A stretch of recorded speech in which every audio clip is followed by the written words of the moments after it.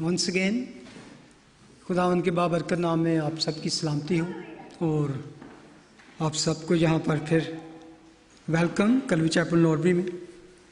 तो खुदावंद का शुक्र अदा करते हैं कि आज हम फिर उसकी बारगाह में उसकी बादशाही की बातें सुनने के लिए हाजिर हैं। तो जैसा कि हम अपनी रूटीन के मुताबिक स्टडी कर रहे हैं life and ministry of Jesus Christ in chronological order, तालीमात और हयातुल मसीह सिलसिला बसिलसिला तरतीब के साथ। तो आज हम फिर एक दफ़ा देखेंगे यूहन्ना की इंजील में से चैप्टर 7 वर्स 37 से।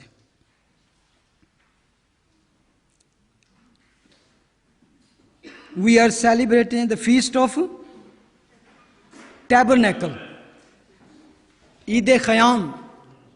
इसके लिए लाजमी था कि हर यहूदी मर्द जहाँ पर भी हो वो यरूशलेम में हाजिर होकर वहाँ ईद मनाई जाए।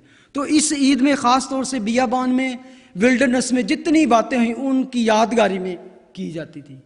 तो आए हम आज के कलाम को देखें, चैप्टर 7 वर्स 37।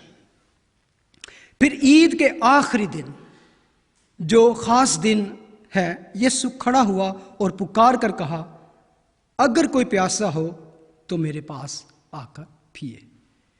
जो मुझ पर ईमान लाएगा उसके अंदर से, जैसा कि किताब मुकद्दस में आया है, जिंदगी के पानी की नदियां जारी होंगी। उसने ये बात उस रूह की बाबत कही जिसे वो पाने को थे जो उस पर ईमान लाए, क्योंकि रूह अब तक नाज़िल ना हुआ था, इसलिए कि यीशु भी अभी अपने जलाल को ना पहुंचा था। आमीन। ईद के आखिरी दिन, now we are at the end of the feast of tabernacle. ठीक है, तो यहां पर हम देखते हैं कि खुदावंद यीशु मसीह एक ऐसी उनकी शख्सियत में चीज नजर आती है जो पहले हमें नहीं नजर आती। उनकी शख्सियत के बारे में लिखा है कि इवन प्रोफेसी थी कि वो He will not cry out in the street, shouting नहीं करेगा इस तरह की यसाया ने, बड़ा calm, humble और peaceful होगा। लेकिन यहां पर जो बात लिखी है, और पुकार कर, it's mean cried loud voice के साथ। क्यों ऐसा हुआ? क्यों खुदावंद ने ऐसी बात की? Let me tell you little bit about the background, थोड़ी सी आपको पता है, लेकिन यहां पे लिखा है खास दिन, ईद के आखिरी दिन, ईद जो कि खास दिन था, ये याद रखें। It was special day. कितने दिन की ईद थी ये ईद ख़याम? 7 डेज की। मैंने आपको बताया था तिशरी के महीने में होती थी, जो आज हम कह सकते हैं सितंबर अक्टूबर बनता है।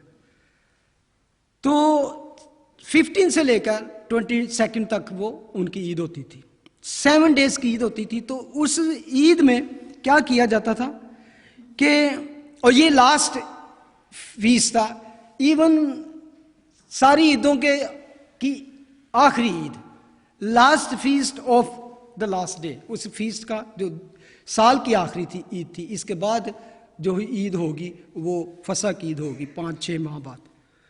तो इस वक्त अबाउट 2.5 मिलियन पीपल का क्राउड होता था उस वक्त।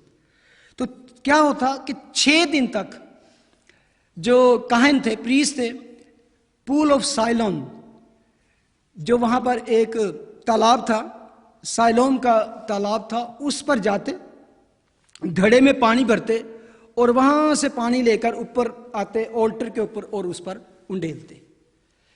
6 दिन तक वो यही रिचुअल करते रहते। और जब वो ये रिचुअल कर रहे होते, घड़ों में पानी भरते पिक्चर्स में, और they bring to the altar and pour over there.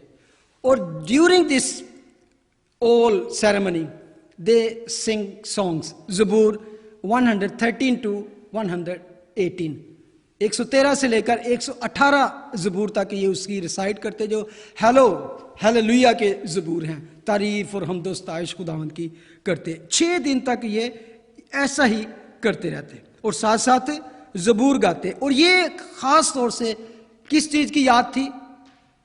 अगर किसी को याद हो, बियाबान में जब खुदावन ने नो, चट्टान से पानी निकाला था।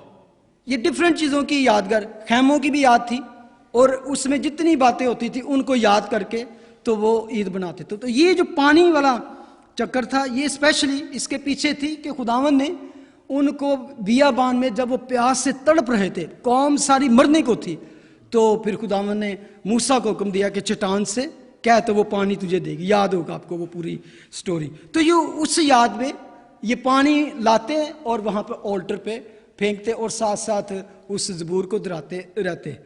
उसके आखिरी दिन वो क्या करते, पानी उंडेलने के बाद 7th डे जो आखिरी दिन था, क्या करते कि वो 7 चक्कर लगाते उसके गिर्द, 7 राउंड लगाते ऑल्टर के गिर्द। तो 7 राउंड लगाने का अगर आपको मैं कहूं तो विल्डर जब बियाबान में था, क्या वाकया याद आता है आपको? यरीहो की दीवार के बारे में, यरीहो की फतह की यादगिरी में, जब 6 दिन तक वो एक दफा ही जाते वापस आ जाते, और इसी तरह 7वें दिन 7th टाइम उन्होंने उसके गिर्द चक्कर लगाया, और उसके बाद 7th चक्कर के बाद वो लाउडली नरसिंगे बजाते और शोर मचाते और तारीफ खुदा की करते, और फिर क्या हुआ, वो गिर गई दीवार। तो ये यरीहो की फतह के को याद करते हुए वो चक्कर लगाते थे, और ये था actually entering into the promised land. जो वादे का मुल्क था उसमें एंटर भी उस दिन हुए। 7वें दिन चक्कर लगा के जब वो गिर गया, फतेह हासिल की, और वो प्रॉमिस लैंड में, वादा के मुल्क में दाखिल हुए। ये था हाई पॉइंट कह सकते हैं कि ये एंड पे वो जाके आखिरी ईद के आखिरी दिन ये काम करते। तो जब ये सारी सिचुएशन थी, अब आपको सिचुएशन नजर आ गई, और होल क्राउड वाज शाउटिंग, यानी कि फतह के नारे मार रहा होता और सारे खुशी मना रहे होते। तो तब हमें नजर आता है कि खुदावंद यीशु मसीह ने वो खास मौके को चुना। He was master of time, he always know what is the right point और राइट प्लेस ही स्पीक। और यीशु खड़ा हुआ, और मस्ट मैं समझता हूं कि उन्होंने कोई ऐसी पॉइंट और ऐसे जगह चूज की होगी जहां से वो उनकी आवाज भी दूर तक जा सके, और दूसरा बहुत से क्राउड उसको देख सके। That was the situation, that was the background जिसके बारे में हम देखते हैं कि खुदावंद यीशु मसीह एकदम कहते हैं। फिर ईद के आखिरी दिन जो खास दिन था, यीशु खड़ा हुआ और पुकार कर कहा, अगर कोई प्यासा हो तो मेरे पास आकर पिए।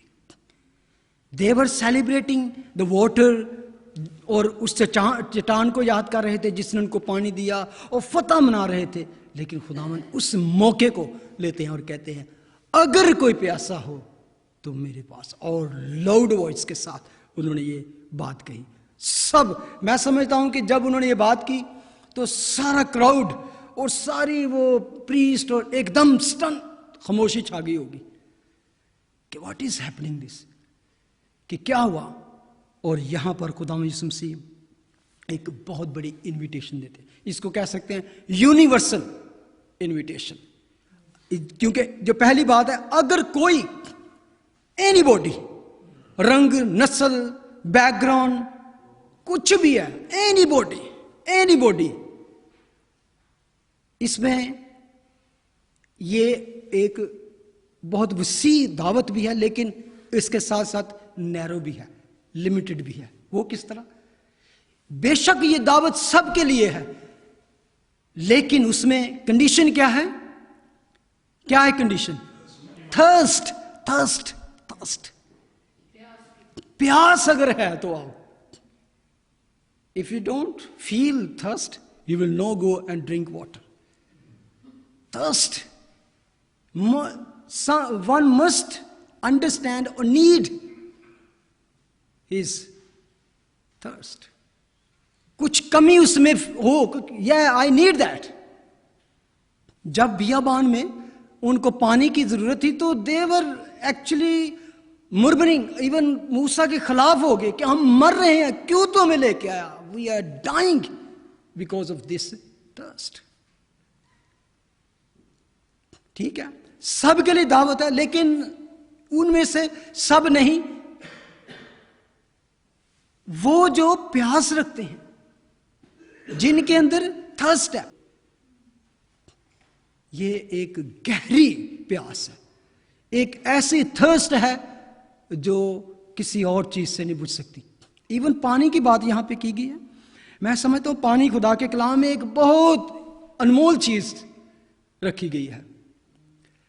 अब आप अगर अंदाजा लगाएं, आप बेशक कितने कितने अच्छे मशरूब पी लें, एक एक्सपेंसिव आप ड्रिंक ले लें, किसी तरह की भी मशरूब ले, आप तरह तरह के आप जो ड्रिंक्स मिलती हैं लोग, लेकिन जो पानी की बात है वो पानी है। पानी का अल्टरनेटिव कुछ भी नहीं है। जो पानी से आपकी प्यास बुझती है, जो आपको तसल्ली होती है, वो किसी मशरूब से नहीं होती, किसी भी ड्रिंक से नहीं होती। No drink can fulfil your thirst की डिजायर को। That is only water. वो वाटर में क्या खूबी है कि उसका टेस्ट आप कुछ नहीं कह सकते क्या टेस्ट है उसका, स्टिल ना रंग है उसका, ना कोई की शक्ल है, ना उसकी कोई, लेकिन इसके बावजूद that is most important thing for a man, बल्कि पूरी कायनात के लिए, चिरिंद परिंद हवा, बल्कि वेजिटेशन है, हर चीज को पानी की जरूरत है। बिल्कुल इंसान को इस चीज की अशर। और खुदावंद ने कहा कि अगर कोई प्यासा हो तो मेरे पास आए।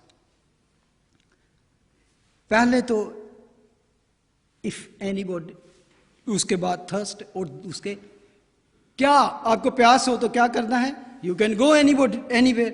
लेकिन जो तुम्हारी स्पिरिचुअल थर्स्ट है, only I can fulfil that desire, वो मेरे पास आए। जो मुझ पर ईमान लाए उसके अंदर से, जैसा कि किताब मुकद्दस में आया है, जिंदगी के पानी की नदियां जारी होंगी। ओ, और 39 वर्स उसको क्लियर करती है कि what is actually is talking. उसने ये बात उस रूह की बाबत कही जिससे वो पाने को थे, जो उस पर ईमान लाए, क्योंकि रूह अब तक नाजल ना हुआ था, इसलिए कि यीशु अब भी अपने जलाल को ना पहुंचा। पाक रूह के बारे में खुदावंद का कलाम में सिखाता है कि इसको आप कह सकते 3 फोल्ड मिनिस्ट्री और उसके 3 स्टेप्स कह सकते हैं रूह कुदस के, जब इंसान की जिंदगी में काम करता है। इसको खुदावंद ने भी 1 से शुरू करके 2-3 स्टेप तक गए। अगर आप, जो पहला स्टेप होता है जो पाक रूह का काम करता है इंसानों की जिंदगी में, जिसको कह सकते हैं कि खुदावंद यीशु मसीह ने कहा यूहन्ना की इंजील चैप्टर 14 में, रूह कुदस, जब खुदावंद ने कहा मैं जाता हूं तुम्हारे पास मददगार भेजूंगा जिसे तुम जानते हो दुनिया नहीं जानती, वो तुम्हारे साथ है और वो तुम्हारे अंदर होगा। फर्स्ट स्टेप वो तुम्हारे साथ है। ये वो टाइम है जब पाक रूह आपको कन्विंस करता है और यीशु के पास लाता है। और फिर क्या होता है, वो क्या करता है, जब आप रूह से पैदा होते हो, पानी से पैदा होते हो, that is the first step. जब आप को पाक रूह आपकी जिंदगी में आता है और आपको कन्विंस करता है, यीशु के पास लाता है, निजात के पास लाता है, और फिर तुम पैदा होते हो। अगर आप जॉन चैप्टर 3 देखें, उसकी वर्स 5 में जब निकोदेमुस उसके पास आया तो खुदावंद उसको कहते हैं, वर्स 5 में लिखा है, यीशु ने जवाब दिया कि मैं तुझसे सच कहता हूं, जब तक कोई आदमी पानी रूह से पैदा ना हो वो खुदा की बादशाही में दाखिल ना होगा। No, born with the water, ये एक स्टार्ट है बंदे का। ये पहला स्टेप क्या है, बोर्न ऑफ द वाटर, पानी से पैदा होना। उसके बाद अगर चैप्टर 4 में चले जाएं, वर्स 40 में लिखा है, मगर जो कोई उस पानी में से पिएगा जो मैं उसे दूंगा वो अब तक प्यासा न होगा, बल्कि जो पानी मैं उसे दूंगा वो उसमें एक चश्मा बन जाएगा। पहले एक लाइक, ये आपको खुदावंद के पास जब आते हैं तो that is just a cup of water, born with the water. फिर उसके बाद नेक्स्ट स्टेप, चश्मा बन जाएगा, स्प्रिंग ऑफ वाटर, नए सिरे। सेकंड स्टेप जो होता है वो है जब पाक रूह आपके साथ ही नहीं बल्कि आपके अंदर आता है। क्या आपकी जिंदगी में पाक रूह वो क्या काम करेगा? आपकी जिंदगी में you will have this Holi spirit and you will rejoicing, happiness, Joy. तो फिर आपकी जिंदगी में स्पिरिचुअल रैम खुल जाता है। तब आप खुदा की रूहानी बादशाही को, उसकी स्पिरिचुअल अंडरस्टैंडिंग आपको मिलनी शुरू होती है। कलाम मुकद्दस के भेद खुलने शुरू होते हैं आपके ऊपर। You start enjoying the gospel, you start enjoying the fellowship of the Christian, you start enjoying the spiritual life. That is the second step, जिसके बारे में वो जो सामरी औरत थी उसके साथ कलाम करते हुए खुदा ने कहा। अब ओल्ड टेस्टामेंट में नबियों पर रूह कुदस टेम्पररी तौर पर नाजिल होता था, और फिर खुदा उनका रूह मुझ पर नाजिल हुआ और मैंने ये किया, देन रूह फिर उधर। लेकिन न्यू टेस्टामेंट में जब रूह कुदस आपकी जिंदगी में आता है permanently, he come and reside with you, वो तुम्हारे साथ रहेगा और तुम्हें आइंदा की खबर देगा, वो सब कुछ तुम्हें सिखाएगा, वो तुम्हें सच्चाई की राह दिखाएगा। खुदावंद यीशु मसीह अपने शागिर्दों को कहते हैं, he will not leave you. खुदावंद ने खुद कहा कि I will not leave you, क्या? ऑर्फन, यतीम नहीं छोड़ूंगा, मैं तुम्हारे पास फिर आऊंगा। लेकिन वो क्या हुआ कि जब तक खुदावंद यीशु मसीह सलीब पर ना गए, कुफारा ना हुआ, तब तक वो कहते रूह उन पर नाजिल ना हुआ था। कुफारा पहले जरूरी था, क्योंकि रूह कुदस तब तक किसी की जिंदगी में नहीं आ सकता तब तक अंदर क्लेंजिंग ना हो, प्योरिटी ना हो। गंदी जिंदगी में, गंदे दिल के अंदर कभी नहीं आएगा, ठीक है ना? तो क्लेंजिंग किस तरह से? खुदावंद के खून से क्लेंजिंग होनी थी। जिसने उस खून को पा लिया, जिसने कहा yes Lord, yes Jesus, this is my punishment, you shed this blood for my sin, I receive this, and receiving of that salvation, the cleansing होती है हमारी। तो देन ये हमारी खूबियों से नहीं, हमारी अच्छी बातों से नहीं क्लेंजिंग हुई। जब खुदावंद यीशु मसीह ने अपनी जान दी, अपना कुफारा दिया, तो हमारी क्लेंजिंग होगी। देन होली स्पिरिट को अब हमारे अंदर आने की जगह मिल जाती है। Cleansing by the blood of Christ. Yeshu से के खून से जब हम धुल गए, साफ हो गए, शिफाफ हो गए, देन रूह कुदस को भी सही जगह मिल गई। No, he is cleanse, I can come inside you and reside you, then our life change हुई। तो यीशु का खून ऊपर बहाना जरूरी था। अब तीसरा स्टेप जब हम यहां देते हैं 738 में, जो मुझ पर ईमान लाएगा उसके अंदर से, जैसा कि किताब मुकद्दस में आया है, जिंदगी के पानी की नदियां जा रही, the rivers of the water. पहले born with the water, then well spring of the water, then rivers of the water growing, जिसको आप कह सकते हैं, खुदावंद यीशु मसीह ने कहा वो तुम्हारे साथ है और वो तुम्हारे अंदर होगा। फिर हम अमाल की किताब में पढ़ते हैं कि रूह उन पर नाजिल हुआ। That is the third aspect, third stage of the Holy spirit. तुम पर नाजिल होगा, the Holy spirit will come upon you, with you, inside you and upon you. फिर क्या होता है? पहले का तो होता है वो आपको निजात मिलाता है, नई जिंदगी मिलती है। दूसरे का होता है revelation, realms of the spiritual kingdom खुलने शुरू होते हैं, खुद आप इंजॉय करना शुरू करते हो। तीसरा होता है मैनिफेस्टेशन ऑफ द वर्क्स। फिर दूसरों को उससे आपकी जिंदगी से असर शुरू होता है। आपकी जिंदगी में जो बिल्ड कर रहा था होली स्पिरिट, जो अंदर आपकी ग्रोथ हो रही होती है, आपको सिखा रहा होता है, आपको बढ़ा रहा होता है, आपको खुदावंद भेद खोल रहा है। फिर वो क्या होता है, जब तुम पे नाजिल होगा, फिर तुम्हारी टेस्टिमनी शुरू हो जाएगी। Then people can see the change in your life. People should see the change in your life. नाजल होगा, तो फिर खुदा ने कहा तुम यरूशलेम से शुरू करके तमाम कौमों तक मेरे गवाह होगे। Manifestation of the Holy spirit. उस काम को फिर दूसरे देख सकते हैं कि आपकी जिंदगी की गवाही आप नहीं सिर्फ देंगे, the people will give the testimony. एक तो होता है ना, जब आपको निजात मिलती है, जब आपकी जिंदगी चेंज होती है, तो you come and tell people. फिर ऐसा होता है कि people can recognise you, that life is change, that life is different, that life is pure, no his life is more spiritual. अच्छी जिंदगी, खूबसूरत जिंदगी आपको नजर आनी शुरू होती है। Then they pray for people, then they, yes, अंदर से चेंज होती है बिल्कुल। बल्कि आप, मैं यकीन से कहता हूं, जो लिटरली इसको भी ले लें, जैसे लिखा है रिन्यूइंग ऑफ योर माइंड, अक्ल नहीं होने से अपनी सूरत, यानी कि पीपल फिजिकली आपको देख सकेंगे कि यार एहो जर्सी नजर आता, पहले तो नशे कर करके दी मत वजी से, कितना खूबसूरत लगता है। People can see your personality, even to change personality.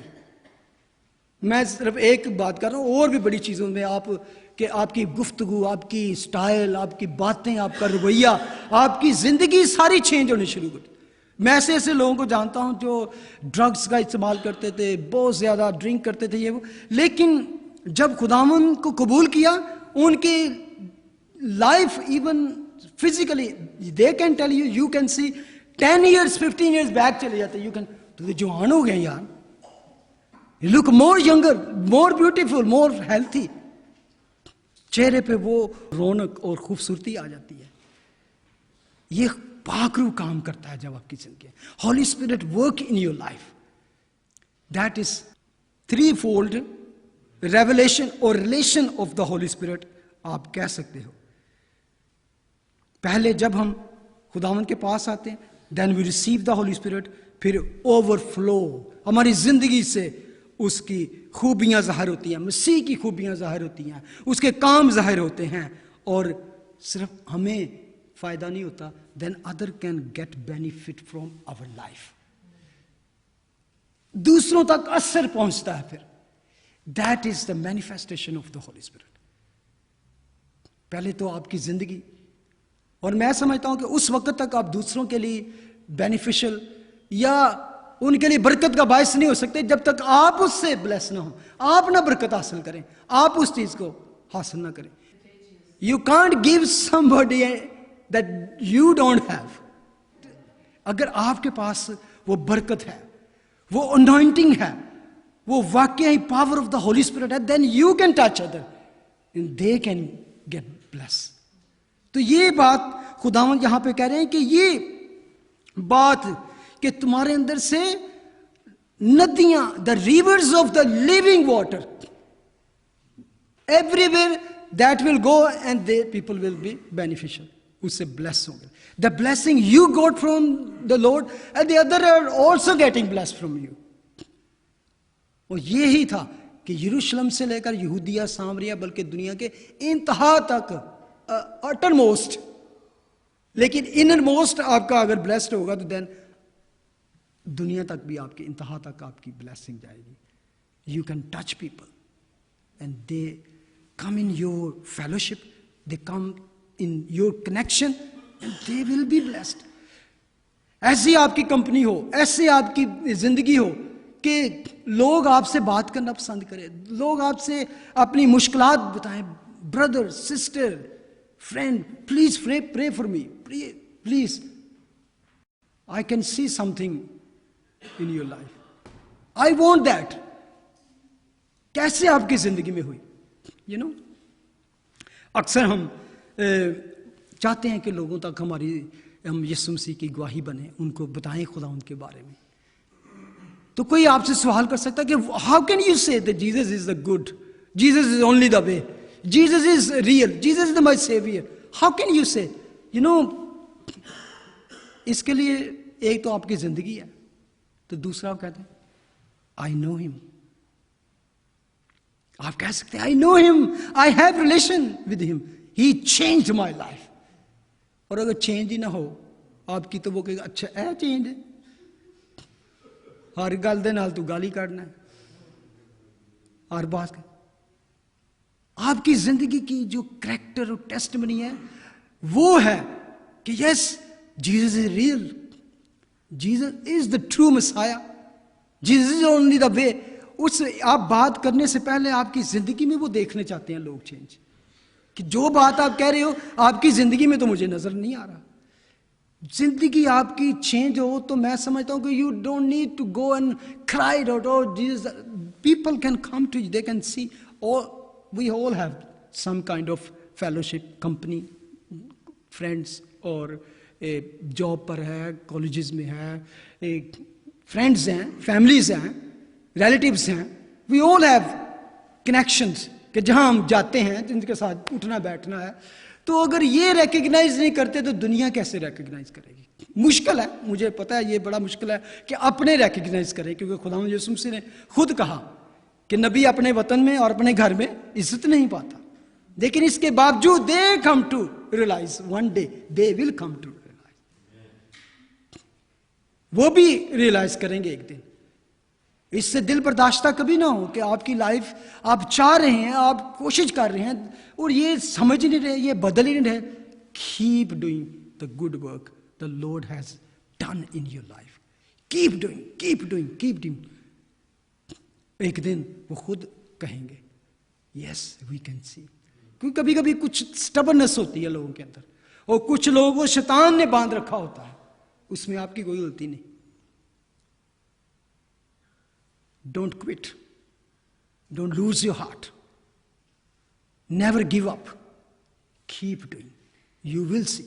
खुदा उनके कलाम में लिखा है, अगर हम हिम्मत ना हारेंगे, अगर हम कैरी ऑन रहेंगे, तो we'll see one day the result, good result. खुदावन आपकी उस अजर को जाया नहीं जाने देगा, आपकी उस प्योर स्पिरिचुअल और गुड लाइफ को जाया नहीं जाने देगा। पीपल, आप रिजल्ट देखने के चक्कर में ना पड़े, आप ये देखें कि मैं क्या अच्छी टेस्टमनी कायम कर सकता हूं। ये एक मैं हवाला देखना चाहता हूं कि इसका लिंक असल में क्या है। किताबें, जैसा कि किताब मुकद्दस में आया है, कहां किताब मुकद्दस में आया है? खुदावंद ने कहा कि जैसा किताब मुकद्दस में आया है, that is actually talking about the spiritual and also physical. जो खुदावंद की 1000 साल बादशाही होगी, वहां पर क्या होगा? मेरे साथ निकाले Ezekiel, Ezekiel chapter 47, वहां पे बड़ी खूबसूरत डिस्क्रिप्शन है जिसके साथ इसका आप लिंक कर सकते हैं कि क्या होगा जब खुदावंद यीशु मसीह 1000 ईयर्स तक इस दुनिया में आके बादशाही करेंगे, उस किंगडम के बारे में कि जैसा खुदावंद कहते हैं किताब मुकद्दस में लिखा है। फिर वो मुझे हैकल के दरवाजा पर वापस लाया, और क्या देखता हूं, और से सुने, बड़ी खूबसूरत यहां पर बात की गई।